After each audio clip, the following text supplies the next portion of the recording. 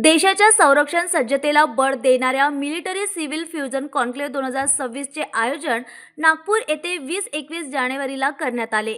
भारतीय सैन्याच्या उत्तर महाराष्ट्र व गुजरात सब एरिया मुख्यालयाच्या वतीने आयोजित या 2 दिवसीय परिषदेला राष्ट्रीय व राज्यस्तरीय यंत्रणांचा व्यापक सहभाग लाभला आहे।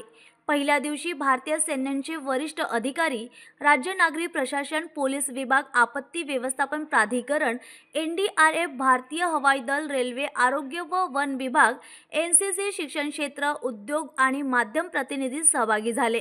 या परिषदेत आपत्ती व्यवस्थापनातील समन्वय, सैन्य नागरी सहकार्य, स्वदेशी संरक्षण क्षमता, संशोधन व पायाभूत सुविधांचा दुहेरी उपयोग यांसारख्या राष्ट्रीय महत्त्वाच्या विषयांवर चर्चा करण्यात आली। मेजर जनरल नवतेज सिंग सोहल यांनी मिलिटरी सिव्हिल फ्युजन ही विकसित भारत 2047 च्या उद्दिष्टांसाठी महत्त्वाची कडी असल्याचे स्पष्ट केले आहे।